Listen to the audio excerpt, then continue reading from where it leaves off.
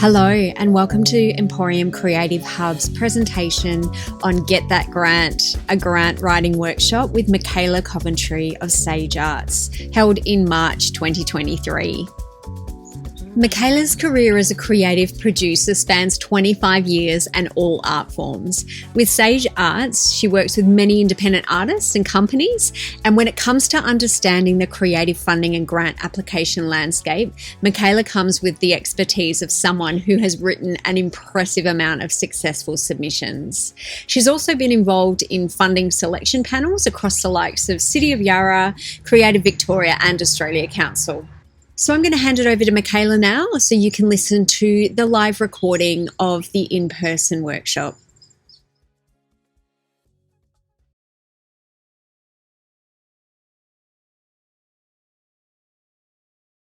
Hello everyone. I work in the performing arts mainly, and so a lot of the funding that I get is in the performing arts. So I do work with one or two artists in the visual arts space. So if anything of what I'm saying, if there's something that to do with your particular practice that you have a question about or something you want to know about, just yell out. It should be more a conversation as opposed to me sitting here telling you things. So yeah, arts funding. And also I don't know how much you've applied for funding, so I don't want to tell you how to suck eggs. You might hear things that you're like, yeah, obviously, but I'll do it anyway, just in case. So you can apply for funding for all different stages of projects or your work as an individual, as a group. Developing work, rehearsing work, touring work. If you were in the music world, you'd be recording, writing. You can also get quite a lot of money for professional development. So for you as an artist to travel, to be mentored and things like that.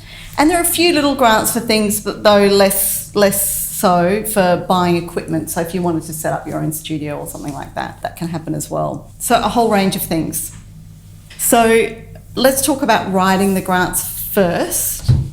So my main thing that I say to people is don't give the assessors of an application any reason to say no and to put your grant in the no pile. In the old days it was a no pile, now it's a whatever on the computer, because you have to remember that any grant of any sort, and you know how competitive it is, they are reading dozens if not hundreds of applications, and if they don't know you, because if they know you, you might be sitting there still in the maybe file, because you, as I've sat on many panels, you do that, you have to, otherwise you will never get through it, is if there's anything, the budget doesn't work or there's something about the application, if there's any reason to do no, you will go in the no pile and never come out kind of thing. Yeah, so that's really important. Answer the questions.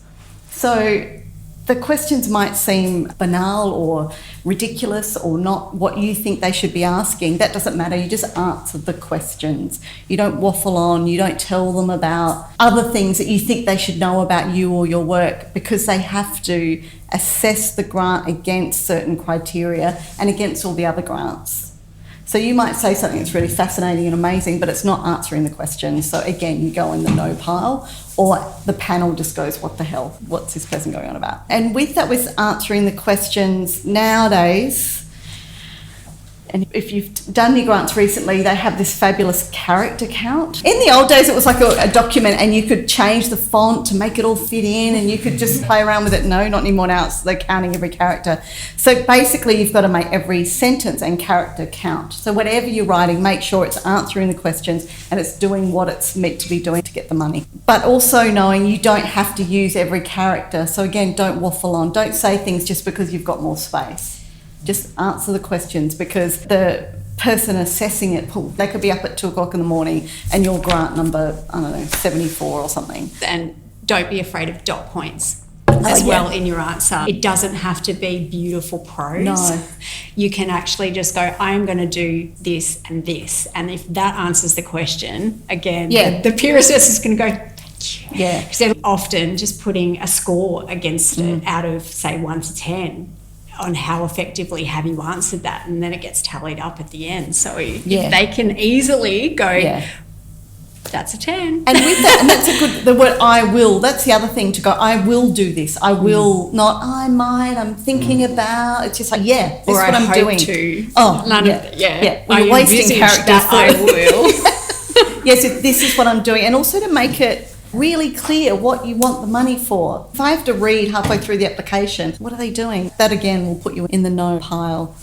And with that is also reading the criteria again, because if you're assessing it, you have to score it to the criteria as well. So make sure that you're looking at the criteria for each of the grants and that you're addressing it in your application. The other thing to do with that is if with writing grants, just remember there's unfunded excellence. That's the Australia Council term. They used to give you a letter, you got unfunded excellence, so you didn't get it, but you're excellent. And which just basically... Certification certificate. Yeah, exactly. So basically your project can meet all the criteria, it could be an amazing application, but there's only this much money. And in the old days, you used to sit in panel meetings and there'd be a line and there'd be the applications that were getting money and the ones that weren't. And you'd watch the line go up and watch things go up and down. Basically, people's lives go up and down. Yeah, there's only a certain amount of funding. So just because you don't get funding, especially the first time around, doesn't mean you shouldn't keep trying again. If you say keep trying again, is it okay to perhaps resubmit that same in another round? Or? Yeah, absolutely. But always make sure that you freshen it up or that you look at it again. Creative Vic are really good at this as well. They like to change it a bit and change the criteria or change something about it. So yes, absolutely. For the same project, for the same thing you want to do. Yeah, I've got artists we put in over and over again and more established artists might talk about in the early days that they would put in 30, 40 applications until they got it. So it's a game. What are your thoughts about asking feedback on an unsuccessful application? Really great, but there's a habit at the moment of them going, we don't have enough staff at the moment to deal with feedback, so I'll just give you generic feedback. So yes, but if you can to get feedback, and that's another thing to talk about, is to get to know the grant officers or the people that work for these organisations, get to know them so you could pick up the phone and go, what happened? Or is there a reason? And they just go, oh, look, it's unfunded excellence. It just wasn't enough money. But there might be something about it that, yeah, but absolutely feedback. The bigger grants, they often just send out generic. Overall, these are the people that got funding, and if you didn't, it was because of these are the top reasons why. But often it's just there's not enough money. Yeah.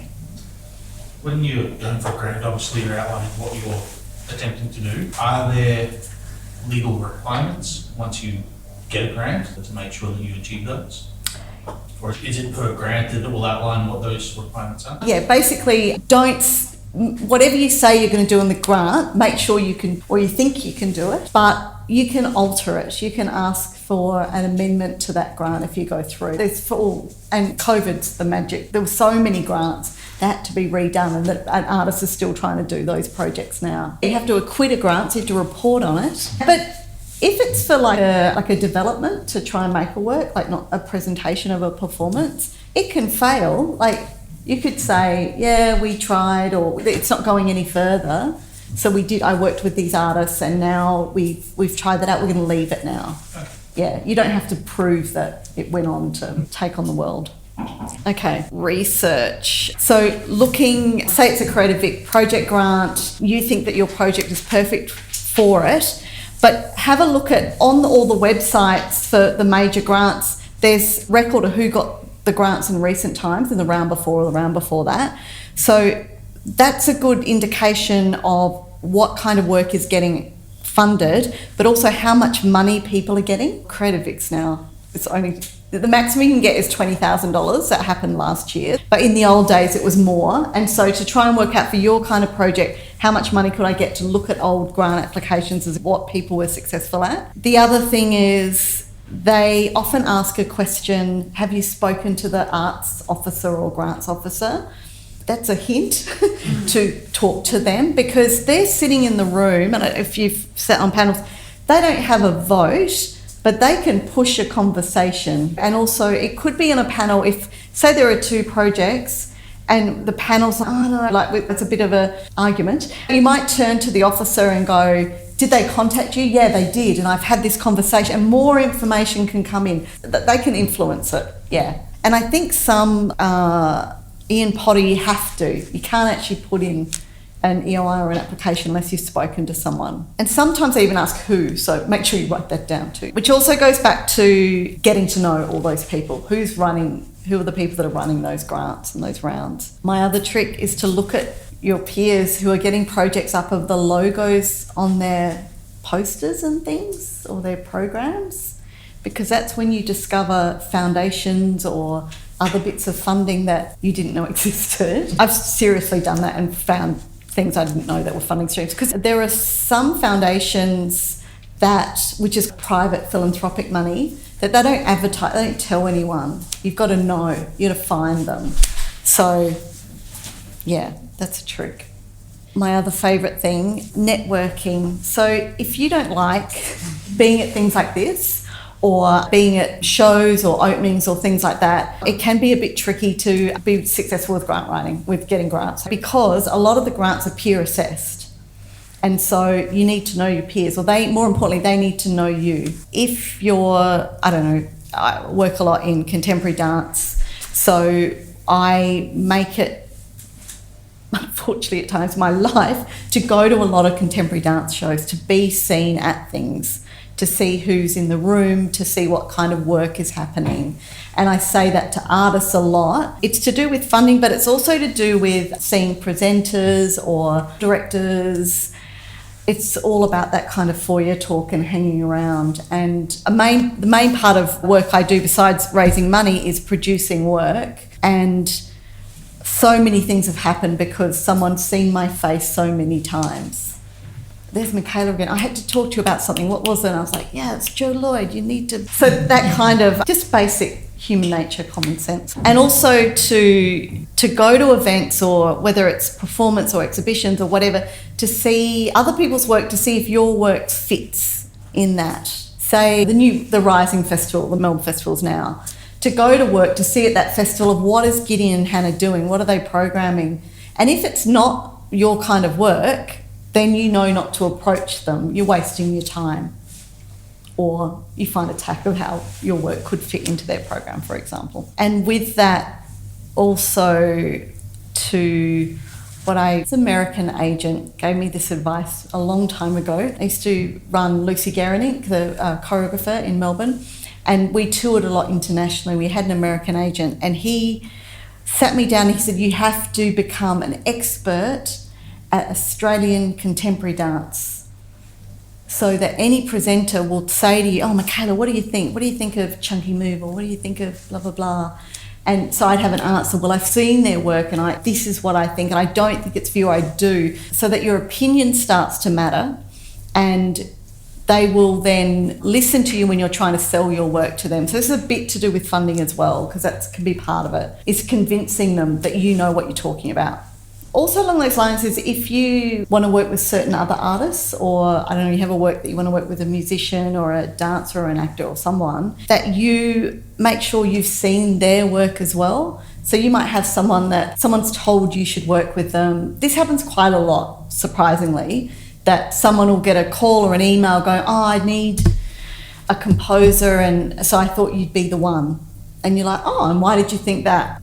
Someone told me that you would be a good person for this. Then someone will just delete the email or hang up the phone. So this networking.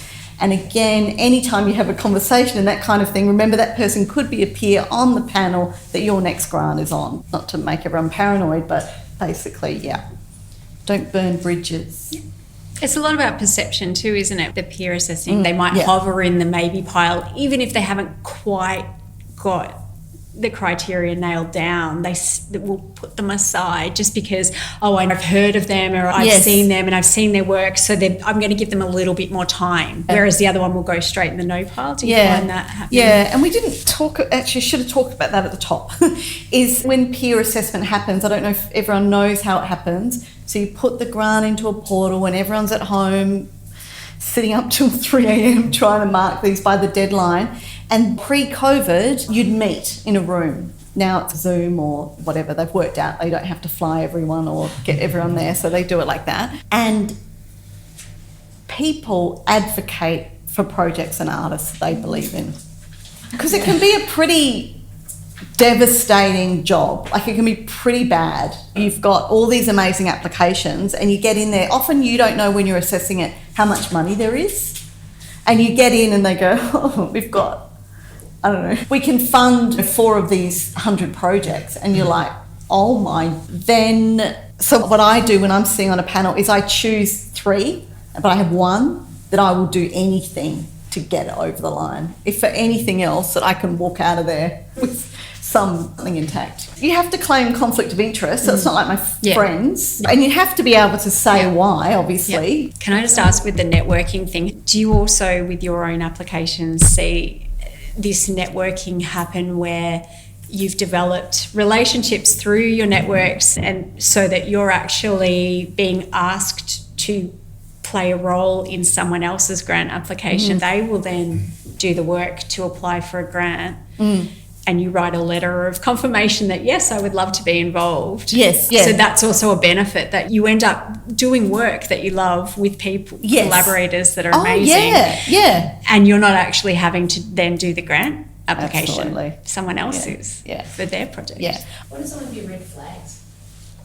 Of projects. It can be their budgets. I'm from hell on a panel as I go through the budgets really, and I question a lot of things like that. So I'm like, there's no way that they're going to be able to afford this tour. What they're saying they can do, they can't.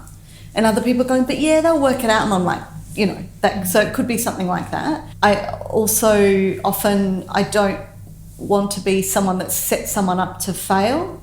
So what they say they're going to do and can do, if in my professional experience, or if I really know that whatever area they're in or what they're doing, it's not going to be possible, I don't think it's fair to give them the funding, even if, I don't know, it sounds exciting or, And if it's, red flags are more like if it's, a bit wishy-washy or a bit. Do you feel like it goes back to the writing of they haven't answered the questions and they haven't articulated what they're actually going to achieve? Yeah, and then that's I don't do. If the project's good, it wouldn't be one of those instances where I'm not going to fund it. It's going to be on the bottom of my pile. But the kind of, some applications people whinge, or there's an arrogance to their writing that you just go, what were they thinking? This happens.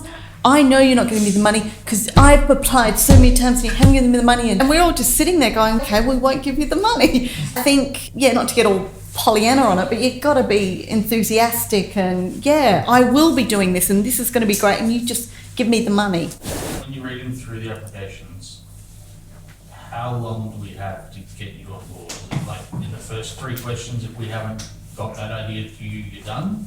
Or do you get like halfway through the application and then you go, okay, no.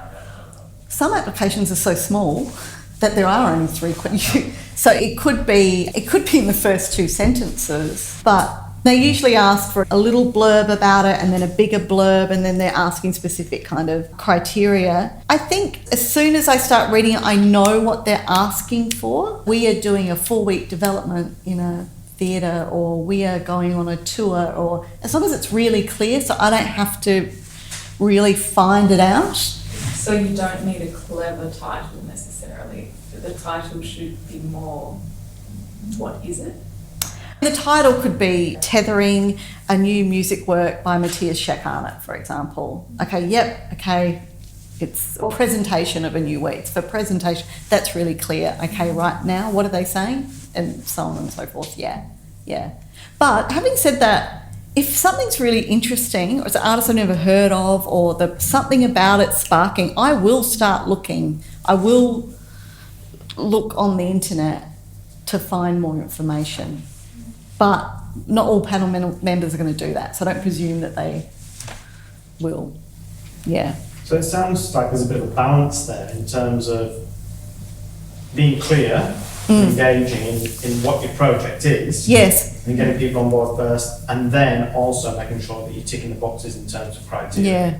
So it can be a kind of a writing out the grant, then looking at the criteria and going back to it and going, is this work? Have I crossed this off? And very rarely you have to hit all the criteria. They'll say 2 or something. Just go, have I? And every time I write about it, is it connecting back? And even using the words in the criteria, do you find it like absolutely embedding their criteria into your explanation of how you are going to fulfill this criteria. So if they use the word excellence, which was a big word a few years ago, you're excellent. You use that word excellence through your application. Throw the words back at them. It's an easy one to go check, meets criteria. Really powerful. So with that is along details about the application. For example, you have usually asked about your collaborators or who's working with you, and they often say, are they confirmed? And you go, sure, Don't ever put anyone in a grant application that you have not spoken to and who has not confirmed that, because they can be on the panel and it happens all the time. You're sitting there and you're like, I'm not. And then there it goes. So in that instance, how important would letters of support be? So important. So is there a limit to it, or is just as many as you can possibly? No, there's often a limit. It's around 3 to 5. And then the support letters, are so important. So support letters wouldn't come from collaborators necessarily. They're confirmed. That's fine. But support letters, if you're just starting out, could be a more senior artist that believes in their work, that mentors you or something like that. If it's something where you're showing a work, so in a gallery or presenting a work in a theatre, it could be the support letter is from that theatre or that presenter, but you need them gushing. It's not just a confirmation. And some people will say, draft it for me and I'll fiddle with it and then I'll send it back to you, or some people insist on writing it themselves. But don't leave it to the last minute, especially when it's OzCo, one of those ones where everyone's putting in, because if you go to, say it was Arts House, Emily Sexton, you were like, she'd said she'd give you a support letter, but you haven't reminded her until the day before. She's got hundreds of them. So that's another trick that you can do, depending on the project and why, to make each support letter relate to the criteria, so that they write in it, or you make sure they write in it. Yes, it's, again, just reiterating why it should be funded. In such an established culture of networking, how much room is there for new artists to come in? Quite a lot. Yeah, absolutely. But again, not if you just sit at home. It can be as simple as that. So again, it just sounds silly. It's if you wanted to make friends, that you'd go out and it's just being seen. And also applying for applications even now, if you're not an established artist, remember that puts you on the table. So you might not get the grant, but someone's reading it. And so if your name comes up again or this project comes up again, they're going to remember. And I also know of people that have got work, even if they didn't get the grant, someone on that panel has said, I believe in that project, and they've come back around and somehow it happened. And do you find with support material, there's a lot of grants that say you don't need to put letters of support, or like they've simplified it, and there's a lot of reasons that they've simplified it to make sure that it's accessible for a lot of people to do. But if it doesn't say that you definitely shouldn't put letters of support in, put letters of support in. Do you find that? I've found that it's really helpful. As long as the portal lets you. Unless it says otherwise, that they don't want you to attach anything else, they just want you to answer it tray, and you should really beef it up with as much support. Remembering that there's only so much that the person assessing it can read or wants to read. So you want them to be gold, the letters.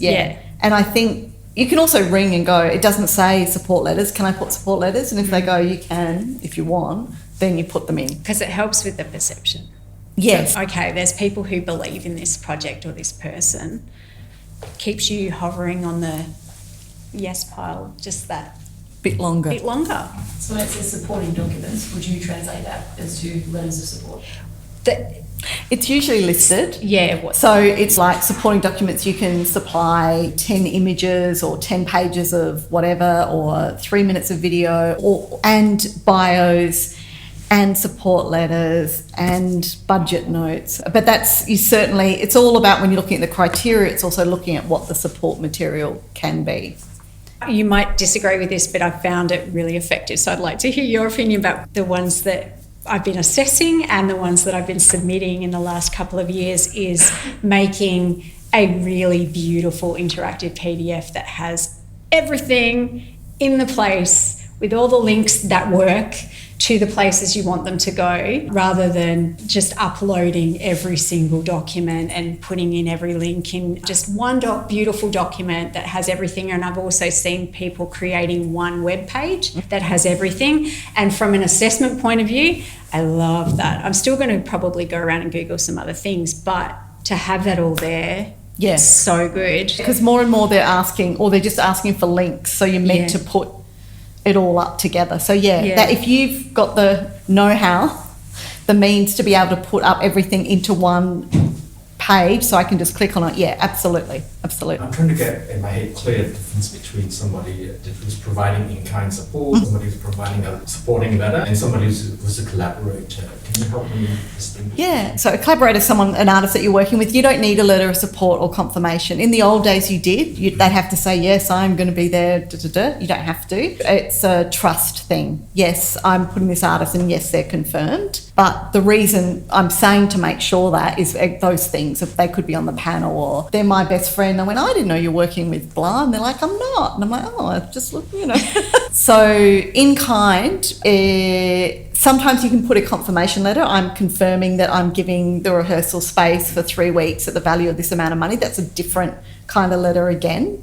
So a letter of confirmation of in-kind support. A support letter is usually someone that is advocating for you or saying that you are a worthy artist and this project is worth getting up. And just with it with support letters, because you might not get the first grant and you try again, don't just send in the same support letters, which are often dated as well. Contact the person who wrote the letter. I'm going to resubmit. Can I do the letter? They might want to fiddle with it a bit, but they redate it and put that in. Likewise, don't just use the same letter that says, Dear Australia Council, and then you're sending it to Creative Vic. No. Because it also just implies that you're just going for it and just putting the same application in. Okay, so support material, more and more, it has to be really fantastic. The days of doing a couple of photos in a studio and it has to be good. So support letters, make sure they're really great. If you're putting up video of work, especially if it's performance work, just make sure it is really clear. It's clear why it's there as well. This is a project I did 10 years ago, so why are you showing me now on this? Again, it's always about that application that you're going for. So you might put in a video from 10 years ago to go, this is to give you some indication of the work that I did in the past and now it's leading to this. But you have to be able to explain it in some way.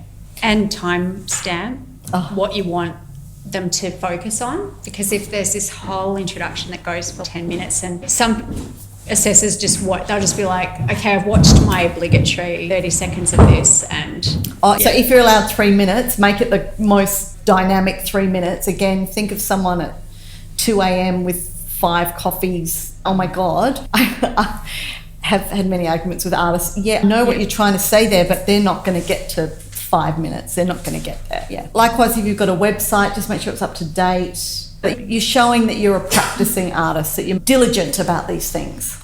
Like it's showing what you're doing now as well, not, they haven't done anything since 2012 or something. It doesn't have to be fancy. It just has to be, if you're going to have one, and a lot of people are turning away from them and doing Instagram and other things instead, just make sure it looks good, professional. It doesn't look like it was made when the internet first started. Unless that's the aesthetic you're looking for. And being specific, do you feel like if you've only got a limited time to show what you're doing, so as long as the link that you send them, so often I found it was the link that they sent me to was their Facebook page. So the expectation is I will scroll through to find the video that demonstrates that they can do this project. Send the link to the video. Be really specific about what you just think that is what they are going to see, that is what they're going to make a decision about you. And if you're an emerging artist, you haven't got a lot of body of work, your collaborators' work can go into this grant application as well. So the links to their work or their website, it could be you putting the grant in, but it's often to pay for other people as well. So you can put their work in. That's why I like one document or one place, because then you can make the journey of what you want them to see, and it's less likely that they're going to go searching elsewhere and go, what's that about? That's a bad review. You can just tailor exactly the experience they're going to have of you. When they have bits where it's essentially a website, so we're putting it into, if you've got ability to put a link, you're saying also do that document as one thing as well. So even though you've had to answer 25 questions with paragraphs and everything in there, we'll also do that document? Or As a support document. So I would put the key videos that demonstrate the work, and then it would be the collaborators with a nice photo and their bio and their links to their work. So everything is in there. Anything that they could possibly need to know about why I can do this project and they need to give me the money is contained in that. They don't have to look for anything. It's all answered very systematically and clearly. The other thing to do with the support material is to just don't presume they have any idea who you are. Especially in something like, say, Osco music panel, you could have a violinist who is in the Melbourne Symphony Orchestra with, I don't know, hip-hop artist, blah, blah, blah, like a whole range of people. They're not going to know everything and everyone. So for your support material to be able to show the kind of artists that you are or that your collaborators are, and that goes into the writing of the application as well. Don't think they would have seen your work or they'll have any idea who you are. And do you feel like sometimes you can get that they've got this fully formed idea and so they expect you to just be able to put the dots together? Yeah. And it can be luck, depending on where. If I'm assessing your application first and I'm fresh and I'm like, yeah, great, I could get it, but 20 in, I might be starting to. So even sometimes that's giving it to someone else to read from the outside before you submit. I do it every time because you are in the middle of your project, you know everything, so you actually need someone else to go, that doesn't make sense to me. Because it has to be so clear. You think it's clear because you know it. You know you can fill in all of the gaps for yourself, right? Give it to someone else because sometimes, you've just written something that doesn't make any sense to the outside world. Yeah. Now with the new world of portals, smarty grants, remember when they say, you've got 500 characters, when you get in there and the characters are counted in the Word doc and you go in, it doesn't fit. So remember that there's drafting, there's finalite, this is the finished product, I've shown everyone, it's great. And when you try and put in the portal, which is cut and pasting it in, they go, no, there's too many characters, even though you've counted them or whatever. So there's another level of editing once you're in the portal. So don't leave it till the last minute. Is there a benefit to putting in early? As an assessor, do you start early in the... No? So in the old days, you could look it up. Oh, that's the dance panel. I know what Stephen likes. You can't do that anymore. You don't know who's going to be on the panel. So they choose the panel once they've seen the applications because there's also a conflict of interest as well. So they might have someone in mind to be on the panel, but they're in all these grants. That's another reason to really check, this is a trick, check your collaborators or support letters, ask them, can I put you in the application? Because sometimes they go, if I was you, I wouldn't. Because they're going to be on the panel. And also checking information that hasn't changed. My favourite story, Beeson Family Foundation, it's in the old days when you'd post it, resubmitting an application using the same form and everything and posting it, and 2 or 3 months later getting the parcel back because the address had changed and Australia Post had done its magic and sent it to wherever. Yeah, little details change, like addresses. And there's the ones where they say, right down the bottom, make sure you use the word banana in this application to know that, so we know that you've read the entire thing. The last thing to do with that is becoming a peer, which I think is what I've said to you guys. I can't tell you how much you learn about grant writing and getting money by being a peer assessor. And here in Bendigo, is there arts funding? I tried to find some. There's council. Yeah. They'll have panels. Yeah. So it's trying to get on that panel. But there's also Creative Vic and Osco. You can be on the register for that. Just put your name out there. And you don't have to be a super experienced artist or arts worker to get on these panels. And you don't have to have had funding. No. Because I took Michaela's advice and just went straight home and registered, and I hadn't had Creative Vic funding and I hadn't had Osco, and sometimes it takes a while. I think they're a 3-year cycle for peers. Yeah. And you're absolutely right, like you learn everything you need to know about what not to do. And also about the dynamic Through in the one room round. or what happens and and how it works, how things are marked. Because they're desperate for people as well. Again, because there's that conflict of interest. Can't be the same people on the panels that are also making the work. So where are they going to find these people? And it's a lot of work. It's a lot of work. Yeah. It's a lot of work. The panels change. So that's another reason to resubmit. The panel could be different. Someone might not have liked you in that one. That happens. I think I said that. But it can change too. Do you find you could be really confident about something and then someone says something and the whole mood of everybody to that application suddenly flips? It's from hell now because it's so hard and the kind of Brady Bunch things going on in your life and trying to feel the room. You can't. Yeah. Yeah, sometimes it's just bad luck or good luck, like a lottery. Yeah. Okay, budgets. So one of the things we use the word viability, and viability is basically, obviously, is this project viable? But it's also, if you get the grant, will they get bang for their buck? Are they going to get a great outcome for the amount of money that they're giving you, for example? And so will you make this grant really count? So one of the things is they want you to have diverse or various income streams, so money coming from different areas. But someone's got to be first. If you're going to Creative Vic, they're not going to give you the money if all the income you've got is from Creative Vic. You've got to have other income streams. So you say you're going to Australia Council, or you say you're going to crowdfund, or you say, I don't know, you've got in-kind support or whatever. You've got to make it seem like you've got a lot more support. Whereas, of course, if someone's waiting to see if you did get that other funding, and that happens in panels. Did they get Auscode, you know? Because I said they would. Yeah, someone's got to give it to you first. What I don't encourage people to do is put down, if you're an individual artist, that you were giving this money yourself. So self-funding is not, it doesn't quite work. Yeah. Because then if you're just going to fund it yourself. So if it's a theatre work and you're getting a theatre and stuff for 4 weeks, and then if you can submit that confirmation letter, it's good for the in-kind people to put in writing how much that's worth. So when you're giving this amount and it's worth $15,000, or do in the budget, because you've got to submit it in their portal in their way, it does have in-kind, and then you put that in and it comes up as the overall income. So you ask for 30,000 and in the panel they go, they do. They go through the budget and you go, they could take that off. It's going to cost that much. So we'll give them 15. And you're doing that so you can put more money into another project, so you can fund more applications. In the old days, it was like that. And that's when that line happens and things go up and down because you're moving money around. Literally, everyone's fighting it out. And I'd sat on panels going, but I know they can't afford it.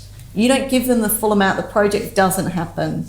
So you've got to somehow put that across in your grant. You don't give us the money, it doesn't happen. But if we don't get this money, it doesn't matter. Give us the money, it'll still happen. Yeah. City of Yarra would do this thing. There was a tick box on the grant. Could you do it for less? If so, what amount? And idiots would put less.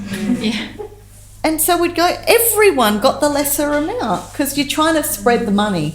And people would even if it was $1,000, it's $1,000. So with expenses then, it's just really making sure that you are putting in a budget that really shows that you know how to make that project happen or make the work happen. Some people ask for quotes for things, which I find annoying. If it was a travel grant, like international touring, you might have to put in quotes from Qantas or something. You'd go through and do a screenshot of how much it costs when you wrote the grant. So, yeah, it depends on the size of the grant, about things like that. So then also thinking about what people you're going to need to make that project happen. So if it's more a project with collaborators, just making sure that you have shown that you understand, you know how much work it's going to be and how much money you're going to need. And with that you're also paying everyone properly. So some grants now, you have to pay people award wages. So you might say, the actor just wants to do it for experience. That's not working. You've got to pay them whatever the award rate is. And sometimes they ask you, where did you get that from, the MEAA or LPI or whatever. How do you feel about budget notes to explain those things? So if you've got a figure in the budget, to have notes in your support material that actually explain. If it allows, where I got it can be gold. Also along those lines of, if you're going, but they're trying to raise a lot of money from different sources. So I'd put in the budget notes, we have a track record of getting Beeson and did it, so we are very confident that we will get this funding. We as a team, blah, blah. So that's something to put a kind of narrative. If we don't, there'll be one less week of rehearsals, or production values will go down, or something like that. Yeah, and that's looking at the criteria or who you're getting the money from, because some people, they just want to fund the artists. Yeah. They want to fund people. So for their grant, it's all about the people, and then you adjust around that, and you say we're going to get money for the set or whatever from somewhere else. So for example, for Creative Vic, you can't pay interstate artists or international artists with their money. It can only be Victorians. And in the old days, sometimes, just read the fine print on their goddamn website, because sometimes it's like they won't pay for marketing or something, and you put that in. Really simple is just to make the budget balance. So you can't make any money and you can't be in deficit. You'd be horrified at how many people don't have a balanced budget. But if they ask you to say what that grant's going towards, every time the artists, people, jobs. The feedback we got was that they loved, on our last 2 rounds, that we split out this is going to fund 6 weeks of 15 hours a week for 3 artists, and this is the amount for work cover, this is the super, like we'd split it all out. And real they detail. really loved that it was very clear that we thought about how much that person was going to get paid. And I also name the artists, so I don't just say... So I wouldn't just say dancers. I would name them, and it makes it a very long budget, but it's in the portal, whatever. But it's really clear, and then people go, oh, that person is getting that much money. And like you say, superannuation, I know that after July this year it goes up to 11%. I know that, I budget it properly by the time this grant, that kind of, And also explaining, for example, there was one where the application was for the composition fee for the composer for a 15-minute piece was something like, I don't know, $7,500. And at first I was just like, what? That's full on. But then I looked in the budget notes, because that's where I immediately went, where'd you pull that figure from? And they articulated what award they were basing it on per minute of composition, and had a link to the award as well. And that was really helpful, because my immediate, what's going on with that budget line was answered in the budget notes. So as much as you can close the loop. Yeah, absolutely. Basically, if you don't get the money, just keep making the art anyway.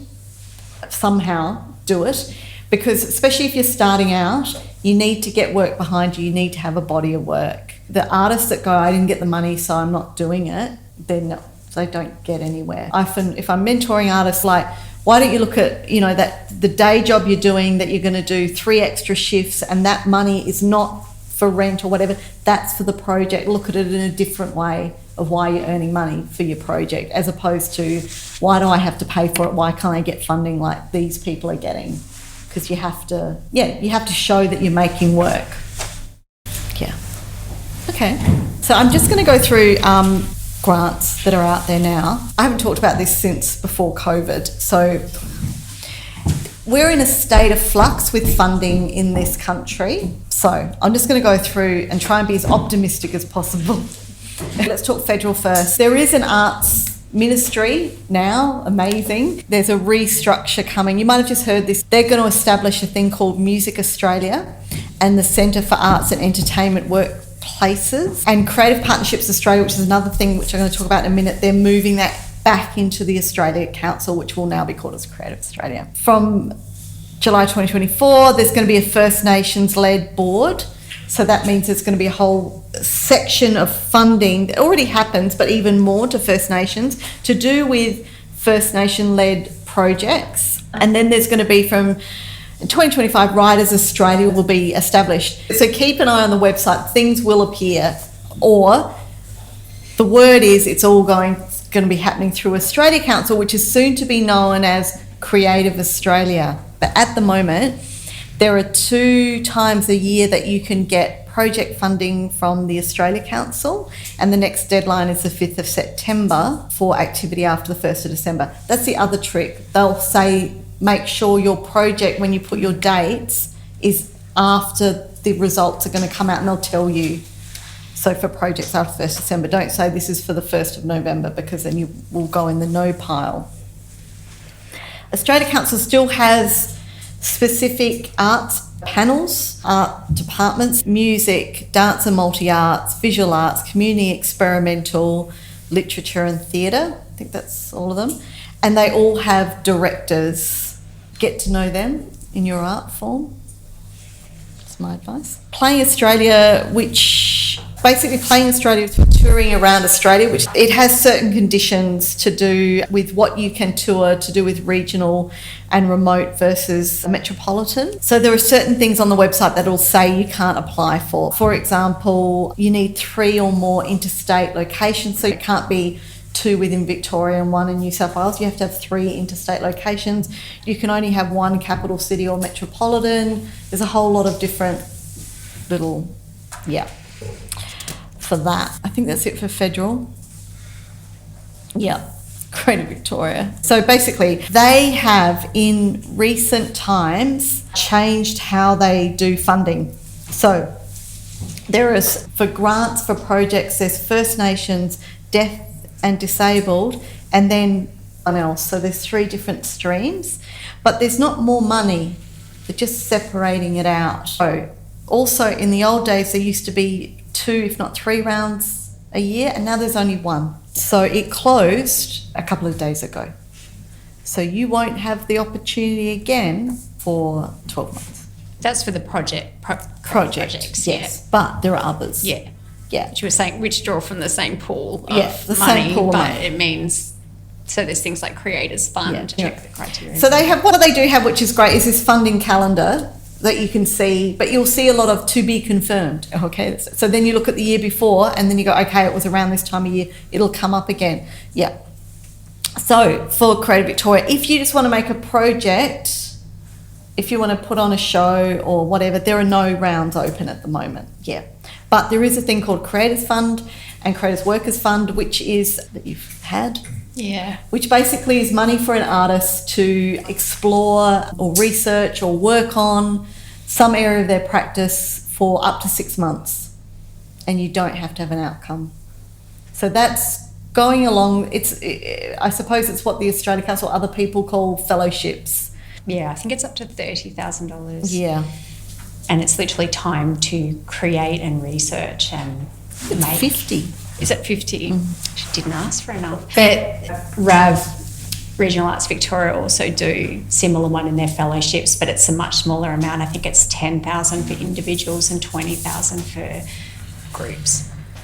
But then there's Sydney Myer fellowships, which are amazing, 160,000 over 2 years. You can't have been practicing for more than 15 years in your area. So people in the old days would go, I was a dancer and then I was a choreographer, and now they've done it from when you've left study or equivalent. So Regional Arts Victoria is the other state funding body. Yeah, there are no project grants open at the moment, but they do give these smaller grants, $3,000, $5,000. And then that you'll see it on their website. So it starts every month. You'll see there that you have to do it within a certain space. So it's basically last minute, very small, like it says, quick response. Those applications shouldn't be as arduous. Does it have to have an outcome, or can that just be practice? Have a look at the criteria for that quick response. It's quite broad, you can apply for, but it has to be something that's come up. I've got this opportunity to go on a residency in south of France. That falls into the criteria. And you can pull out a thing from your project, like just one section of something you need funding for. So it doesn't have to be the thing. It can be like, I just need money for this little element of it. So this is an urgent thing. RAV also do, Regional Arts Victoria also do touring. So you can be part of their touring circuit. There's a thing called Showcase Victoria. If you're making performing arts, there's a thing called Showcase Victoria, which has all the presenters from Victoria, which is often council-run venues, coming together and you pitch your work, and Regional Arts Victoria can pick that up and manage the tour. Completely hypothetical. Yep. If I wanted to learn the art of blacksmithery to put together an art therapy program based on resisted materials, would that be the kind of if you present a really solid, if you answer the criteria and demonstrate why this is important, how you're going to grow as an artist, how it's going to benefit other people, just if you demonstrate that solidly with all of your application, then absolutely there's it's hideously competitive, obviously, but there are people, they're not just well-known people that are getting those grants. And again, if you fit the criteria and if you live regionally, tick. Then there are other various grants that you can apply for. What often happens if you're doing a bigger project with lots of artists, it's a jigsaw puzzle. You're going for different grants in different areas and trying to fit it together. So, for example, if you're doing installation work that involves music and you're getting a composer to make the music, you can get that composer to put in a grant to the Australia Council for the music side of it, and you go somewhere else for the visual arts side of it. That's totally fine. Often what happens, if you're the lead, what I call the lead artist, if it was my project, I'd say to the composer, I will write the application, I'll put it in, but can we put it in under your name, because then it can go to music. Because you can only have a certain amount of applications. I think it's a year from OzCo. I think it's 2. Just roll with it. And not take it personally. Yeah. There are stories about people that going into OzCo and smashing down doors to people's... Yeah. But there's also the happy stories. I had a friend who did funding on a whim almost the night before it was due and got the full amount. And so they were funded for the next 6 months. Yeah. And they were just like, whoa, didn't expect to get it at all. Yeah. I could spend months on a grant and spend 2 minutes on a grant and the 2-minute one gets up. It really is. You don't know who else has put in applications. You don't know who's on the panel. Do you find it's easier to, once you've got a source pool of answers and stuff, you can not copy and paste directly, but you've got a lot of stuff there that you can then read. And remember, it's grant writing. It's not your novel or your we haven't got much time. But there's the number one foundation at the moment, I think, that really gives money to experimental work and artists is the Beeson Family Foundation. They have 2 rounds a year. One just closed, so the next one's opening 7th of August, closing 8th of September. Sydney Meyer Creative Fellowships are just changing the world. It's Australian-wide though, but one good thing about Victoria is a lot of these family foundations that are all Victorian-based, so we've got a better chance of getting them. The other good thing is the Australian Cultural Fund, which comes out of Creative Partnerships Australia. The good thing about that is you don't need to have what's called DGR status to be able to, for people to give you money that's tax deductible. That is amazing. Beeson Family Foundation, for example, you can't apply if you don't have DGR status, but you can if you do it through the Australian Cultural Fund. It's quite straightforward, it sounds. Yeah. Final thing is just basically, I suppose, it is a jigsaw puzzle. It's finding bits of money from different areas, and more partnerships or philanthropic money or private money is becoming very normal. There are people out there that all you have to do is ask them for money and they go, why didn't you ask me? But again, that's part of the networking thing as well, having conversations. If they say, oh, give me a call sometime or email me, do it. Yeah, don't go, oh, I can't. Yeah. I'm really good at saying that, doing it myself. Yeah.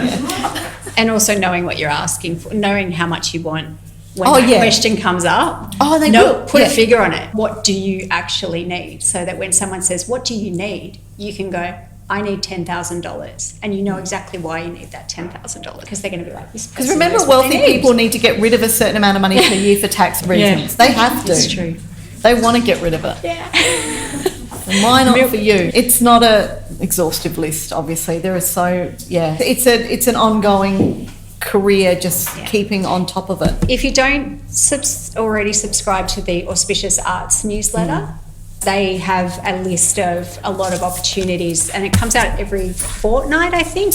There are a few like that, Theatre Network Australia, Musica Victoria. Yeah. those e-users that you go, yeah, whatever, they actually often have, besides having jobs, they also have opportunities up there. Yeah. Arts Hub, yeah. Yeah. So thank you so much, Michaela, for coming down the highway. It's amazing.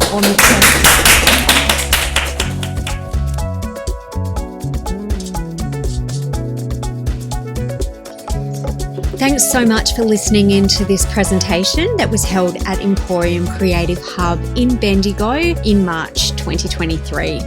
If you'd like to contact us or find out about any of our future events or listen to other presentations that we have had in the past, you can visit us at emporiumcreativehub.com.au.